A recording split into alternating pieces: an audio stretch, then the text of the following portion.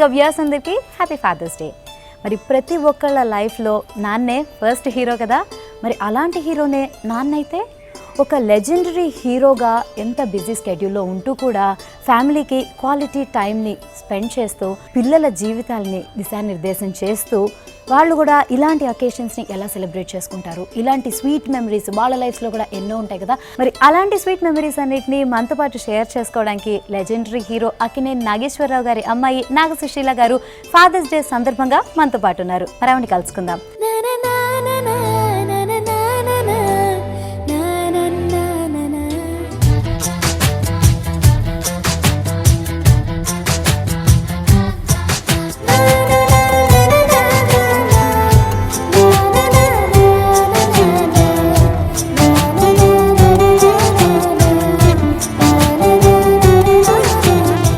నమస్తే నాగసుశీల గారు. ముందుగా ఫాదర్స్ డే శుభాకాంక్షలు తెలియజేయాల్సిందే. అయితే ప్రతి సంవత్సరము మీరు నాన్నగారితో ఫాదర్స్ డేని సెలబ్రేట్ చేసుకుని ఉంటారు. కాకపోతే అన్ఫార్చునేట్లీ నాన్నగారు లేకుండా ప్రాబబ్లీ ఇదే ఫస్ట్ ఫాదర్స్ డే అయింది కదా. సో ఎలా అనిపిస్తుంది ఈరోజు మీకు?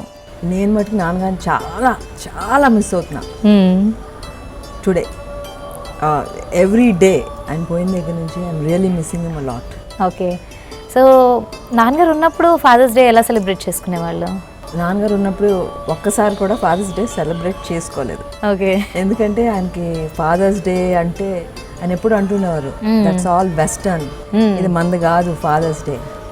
మనకు లవ్ అండ్ ఎఫెక్షన్, ఆ ప్రేమ అని ఎప్పుడు ఉండాలి. ఒకరినొకళ్ళు every day in our lives మనం కేర్ చేసుకోవాలి ఒకరినొకరు. Okay. So what is father's day అని అనేవారు. బట్ ఇప్పుడు చూస్తుంటే, ఈ రోజులు చూస్తుంటే maybe father's day is necessary అనిపిస్తుంది. ఎందుకంటే ఎవ్రీబడి ద యంగర్ జనరేషన్ వాళ్ళందరూ చాలా busy in the life. So maybe father's బర్త్డేతో పాటు father's day is another day to take out in your busy life and wish your father, tell him that I care for you, I love you అని చెప్పే ఇంకో occasion అని నాకు ఇప్పుడిప్పుడు అనిపిస్తుంది. అంటే మీకు బాగా ఏం గుర్తొస్తూ ఉంటుంది నాన్నగారి గురించి? అంటే ఆయనతో స్పెండ్ చేసిన మూమెంట్స్ అన్నిటిలోంచి మీకు బాగా గుర్తొచ్చేది ఏంటి? నాన్నగారు ఉన్నప్పుడు ఆల్మోస్ట్ డైలీ ఏదో టైంలో ఇంటికి వెళ్ళి నాన్నగారిని చూసి వస్తూ ఉండేదాన్ని. ఓకే.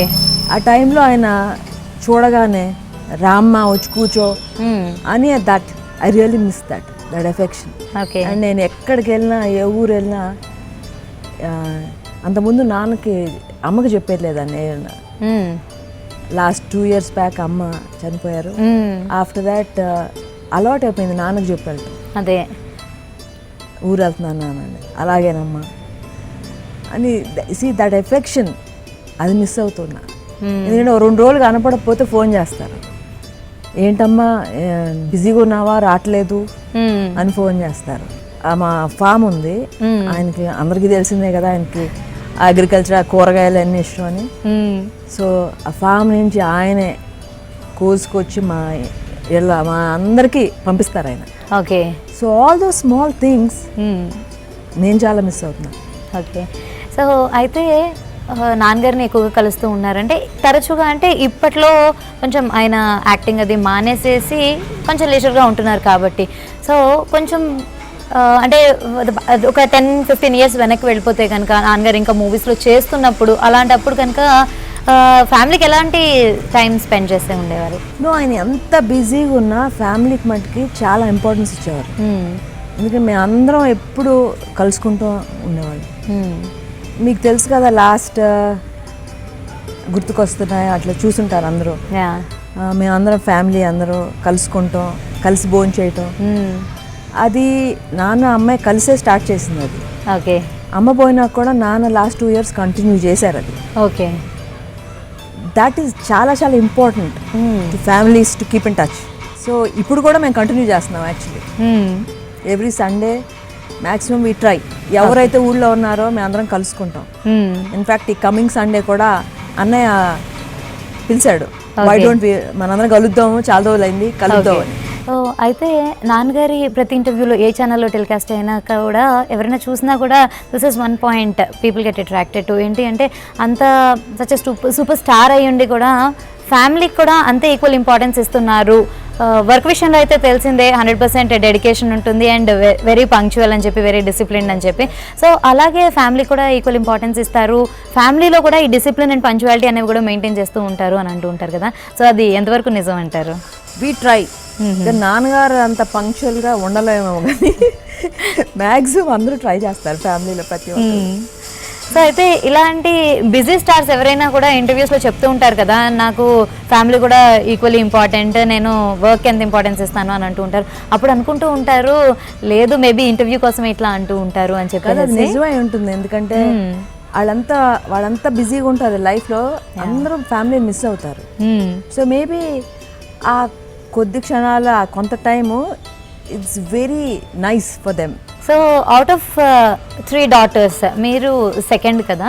సో జనరల్గా అయితే కనుక పెద్ద అమ్మాయిలతో కూడా ఫాదర్స్కి ఎక్కువ ర్యాప్ ఉంటుంది, లేకపోతే కనుక ఆఖరి అమ్మాయిలకు కూడా ఎక్కువ ర్యాప్ ఉంటుంది.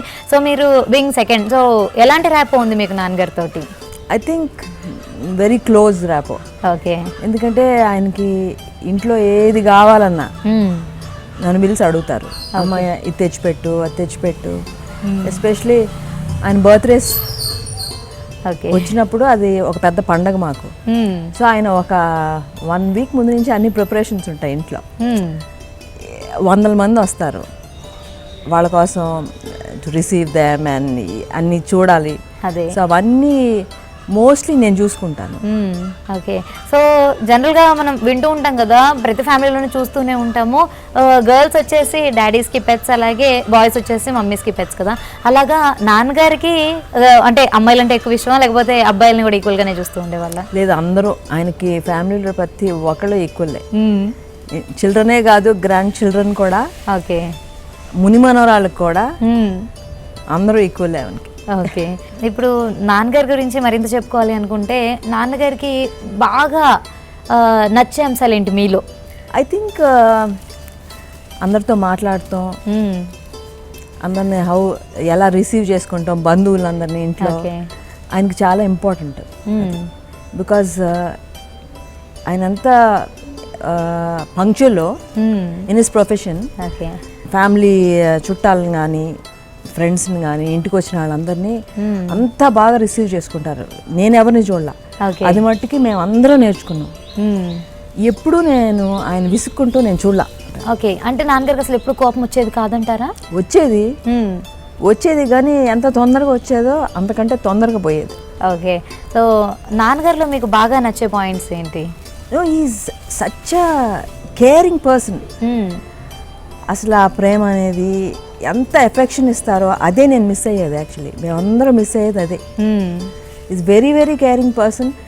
మేము ఇంటికి వెళ్ళగానే నవ్వుతూ, his smile lights up his face. అట్లా నవ్వుతూ మనం రిసీవ్ చేసుకుని రామ్మా రా బాబు, అదే ఆయన main thing. Okay. So movies దగ్గరికి వస్తే కనుక నాన్నగారి మూవీస్ అన్నిటిలోంచి మీకు బాగా నచ్చిన మూవీ ఏది? నాకు సీతారామయ్య గారు మనవరాలే చాలా ఇష్టం. ఆ తర్వాత ఇప్పుడు మనం. ఓకే. అంటే సీతారామయ్య గారి మనవరాలు అంటే ఆ మూవీ ఎందుకు మిమ్మల్ని అంతగా టచ్ చేసింది? అంటే చాలా మూవీస్ ఉన్నాయి కదా, అంటే డ్యూయట్స్ ఉన్న మూవీస్ ఉన్నాయి, మేబీ అన్ని రొమాన్సింగ్ అవన్నీ. ఒక డాటర్గా మేబీ ఈ సినిమా నాకు ఇష్టమేమో. ఓకే. అండ్ ఒక తాతయ్యగా ఆ మనవరాల దగ్గర తీయటం, అండ్ ఆ కొడుకు కోసం అంతా తప్పించిపోవటం, ఓకే, చాలా న్యాచురల్గా యాక్ట్ చేశారు. మీ నాన్న నిన్ను మళ్ళీ తన దగ్గరకు రానివ్వడేమో. మీ దగ్గరే ఉండిపోతాను తాతయ్య. మీరు అనుభవించిన పుత్ర శోకం మా నాన్నను కూడా అనుభవించనియండి. అమ్మా వద్దమ్మా, అది ఎంత శాపమో నాకు తెలుసు. వాసుకు అంత శిక్ష నేను ఇవ్వలేనమ్మా. కానీ నువ్వన్న ఈ ఒక్క మాటతో ఇన్నేళ్ల నా బాధ తీరిపోయిందమ్మా.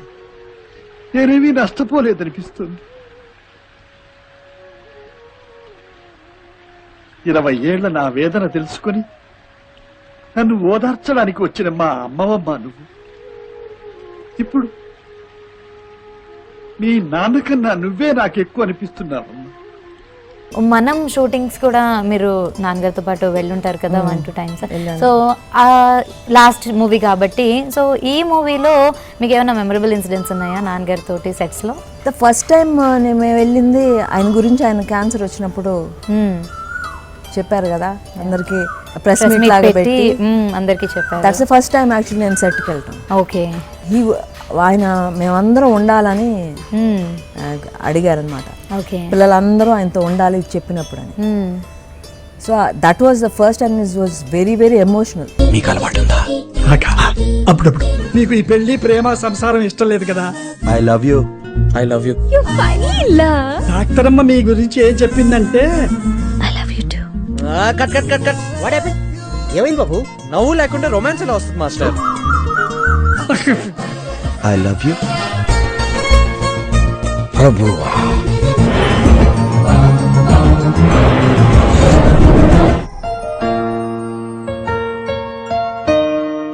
అండ్ క్యాన్సర్ని ఫైట్ చేస్తున్నప్పుడు కూడా నాన్నగారు చాలా బ్రేవ్గా ఉన్నారు. అండ్ ప్రతి ఒక్కరికి కూడా అదే పిలుపునిచ్చారు కదా, ఏంటి అంటే ఎవరైతే క్యాన్సర్ తోటి బాధపడుతున్నారో బాధపడాల్సిన అసలు అవసరమే లేదు, బీ బ్రేవ్, బీ స్ట్రాంగ్ అని చెప్పారు కదా. సో నిజంగానే లైఫ్లో కూడా చాలా స్ట్రాంగ్గా ఉంటూ ఉండేవారా నాన్నగారు? చాలా చాలా స్ట్రాంగ్ ఉంటూ ఉన్నారు. ఎందుకంటే మేబీ ఆ స్ట్రెంగ్త్ ఏమో ఆమెకి, ఆయన ఎప్పుడు పెద్ద సిక్ అయ్యేవారు కానే కాదు.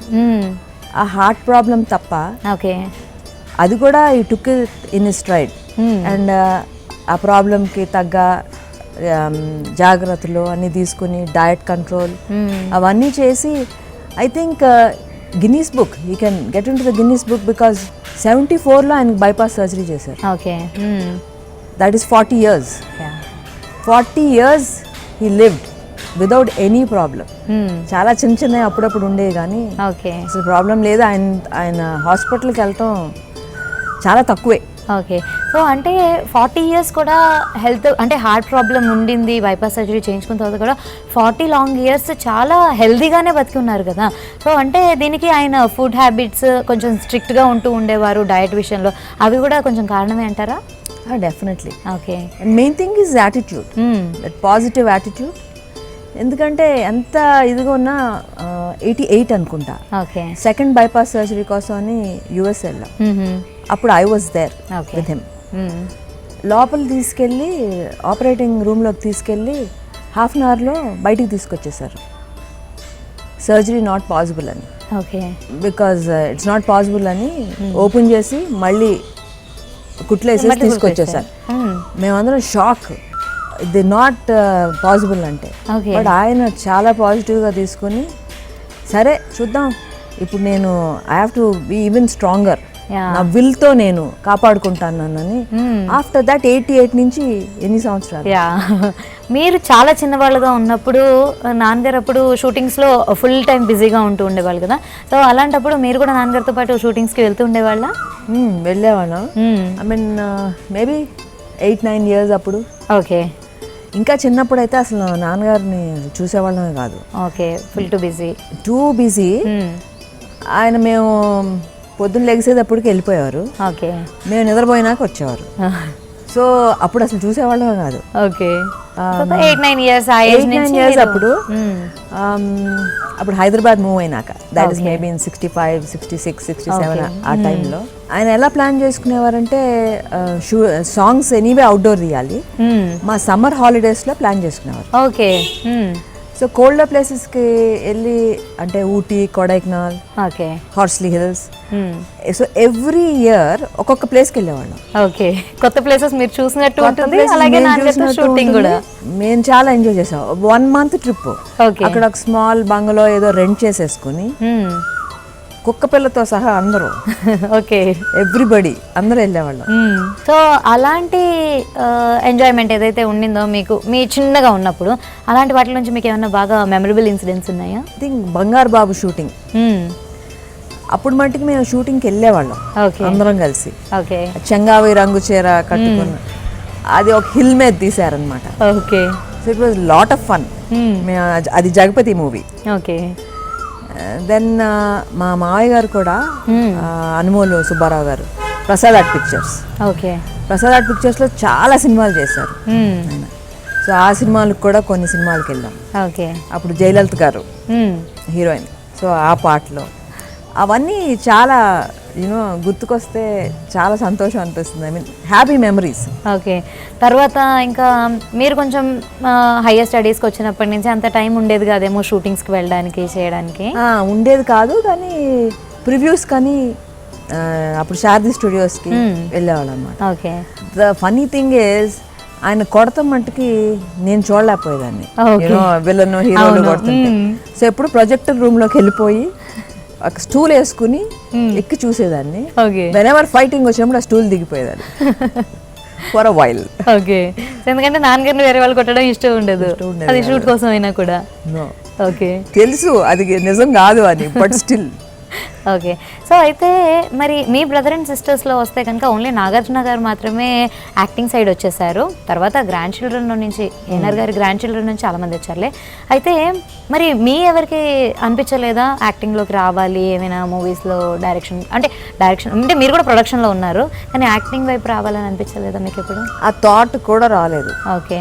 మేబీ ద వే మమ్మల్ని పెంచిన విధానం ఏమో, అసలు మాకు ఆ థాట్ కూడా రాలేదు. ఓకే.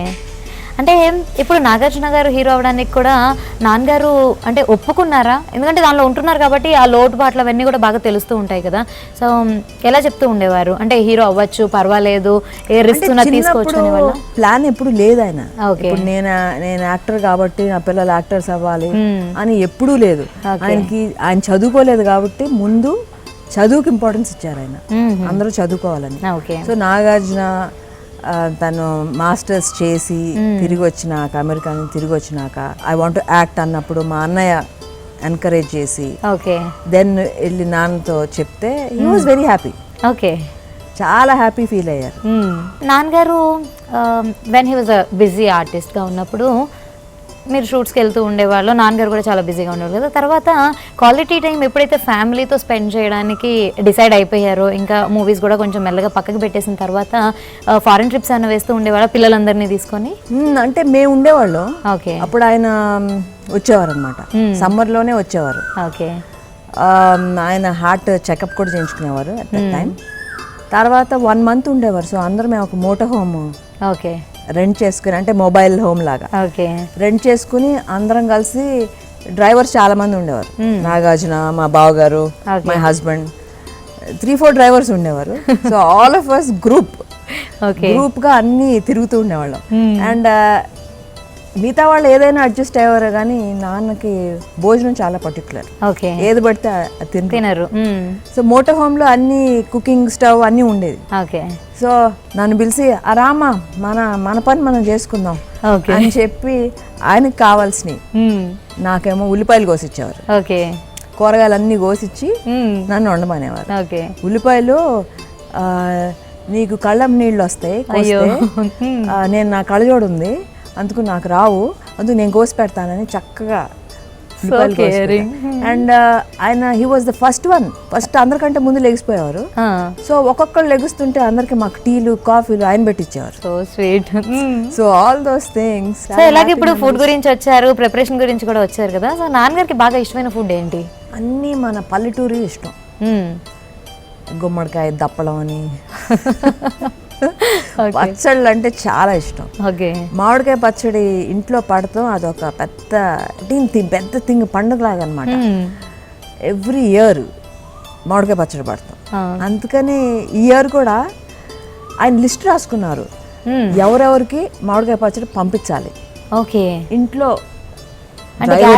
గ్రాండ్ చిల్డ్రన్ ఇక్కడ ఉండరు కాబట్టి వాళ్ళకి కూడా యుఎస్ కి పంపించేవారు. అమ్మున్నప్పుడు చేసేది. లాస్ట్ 2 years ఆయన he took charge of that. Okay. So ఒక లిస్ట్ రాశారనమాట, ఫ్రెండ్స్కి ఎవరికి పంపించాలి, పిల్లల్లో ఎవరెవరికి ఎన్ని ఇవ్వాలి, ఇంక్లూడింగ్ తోటమాలి, డ్రైవర్, అందరికీ ఒక్కొక్క లిస్ట్ రాశారు. అందుకే నేను ఈసారి ఆయన లేరు కదా, హాస్పిటల్లో ఆయన బాగాలేనప్పుడు కూడా కలవరిస్తూ ఉన్నారు, కాయలు రెడీ అయిపోయినాయి కోసేయాలి అయితే పండిపోతాయి. నేను వెళ్తే నవ్వారనమాట, ఇది గుర్తొచ్చింది అమ్మ అని.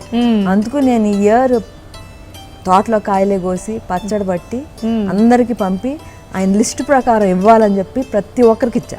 నాన్నగారిని బాగా మిస్ అవుతూ ఉంటారు కాబట్టి నాన్నగారి ఈ వస్తువు నా దగ్గర ఉంది అంటే కనుక ఇంకా నాన్నగారు నాతోనే ఉన్నట్టే అని ఆయన గుర్తుగా మీ దగ్గర ఉంచుకున్న వస్తువులు ఫ్యూ థింగ్స్ అదేరండి. ఓకే.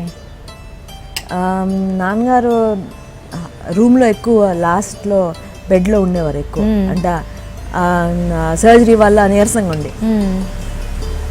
అప్పుడు నాకు చెప్పారనమాట, my room has to smell fresh. Okay. నాకు ఏమన్నా తెచ్చిపెట్టమ్మా బయట నుంచి అంటే నేను ఆ డిఫ్యూజర్స్ ఉంటాయి కదా, శాండిల్వుడ్ ఆయిల్ వేసుకుని, ఎందుకంటే ఆయనకి శాండిల్వుడ్ అంటే ఇష్టం. ఓకే. ఆ స్మెల్ ఎప్పుడు. సో అది తీసుకొచ్చి పెట్టాను. ఆ తర్వాత ఆయన లేనప్పుడు అది తీసుకొచ్చి నేను ఇంట్లో పెట్టుకున్నాను. I keep using it even now. Okay. ఆయన కప్పుకున్న దుప్పటి కూడా నేనే ఇచ్చా. ఓకే. ఎందుకంటే it was very cold. Jaipuri comforters ఉంటాయి కదా, అది తెచ్చుకున్నాను. అది మళ్ళీ వచ్చి అది నా బెడ్ మీద ఇప్పుడు కూడా ఉంది. Okay. Most important thing is this ring. మీరు లాస్ట్ ఆయన ఫోటోలు చూస్తే ఈ రింగ్ ఆయన చేతిలో ఎప్పుడు ఉంటుంది, ఏళ్ళకి ఎప్పుడు ఉండేది. అది ఆయన పోయినాక కేర్ హాస్పిటల్లో ఏళ్ళకి తీసి పెట్టుకున్నాను నేను.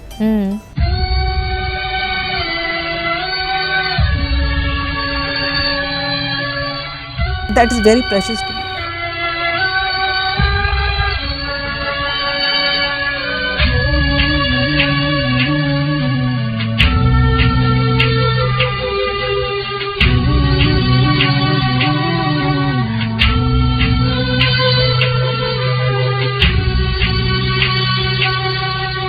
అయితే ఇంకా నాన్నగారికి ఒంట్లో బాగుండట్లేదు ఆల్మోస్ట్ డ్యూరింగ్ హిజ్ లాస్ట్ స్టేజ్లో. అంటే మీరు కొంచెం ఎక్కువ టైమే నాన్నగారితో స్పెండ్ చేస్తూ ఉండేవారు కదా, డైలీ వెళ్ళి చూడడము వెంటిలేటర్స్ మీద ఉన్నప్పుడు కూడా. సో వెంటిలేటర్ మీద ఎప్పుడు లేరు ఆయన. Never on ventilator. ఓకే. ఎందుకంటే క్యాన్సర్ అని తెలిసినప్పుడు కూడా పెట్ స్కాన్ రిపోర్ట్స్ అన్నీ వచ్చి కేర్ హాస్పిటల్లో ఉన్నప్పుడు కూడా మేమందరం భయపడతా ఉన్నాం అనమాట, ఎలా చెప్పాలి ఆయనకి. మా మొహాలు చూసి ఆయన కనిపెట్టేసి అర్థం చేసుకున్నారు. ఏంటి మీరందరూ ఎలా ఉన్నారు, వస్తే ఏంటి నా క్యాన్సర్ వస్తే నా ముందు మట్టుకు సాడ్ ఫేసెస్తో ఎప్పుడు కనపడద్దు. Because I had a very happy life, content life.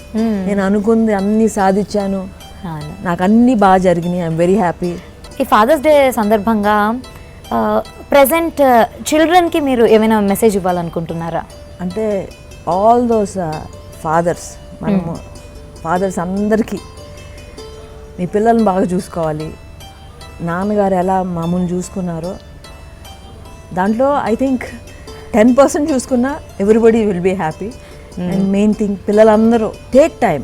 Me busy lives ఎన్ని ఉన్నా గివ్ ఆ క్వాలిటీ టైం మీ పేరెంట్స్ని చూసుకోవాలి.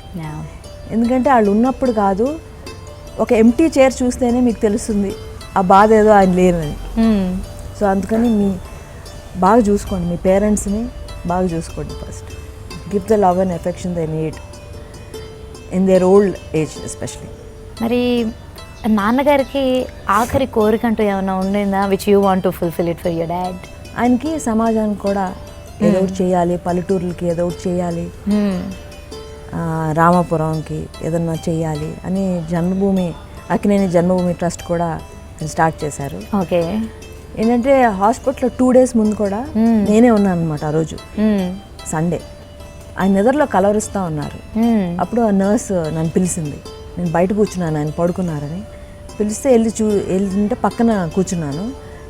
నేను ఉన్నట్టు కూడా ఆయనకు తెలీదు, కానీ నిద్రలో మాట్లాడుతున్నారు.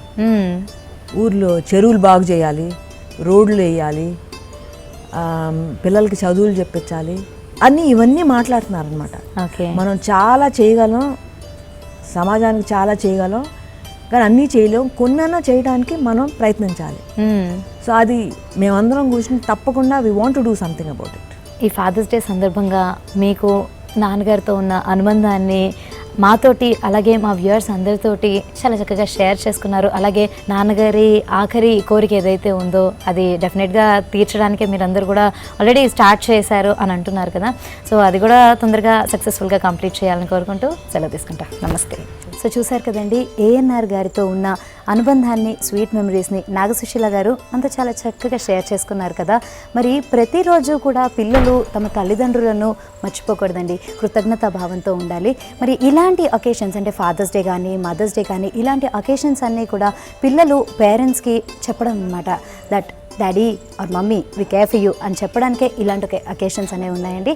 So wishing all Vanitha viewers once again a very happy father's day.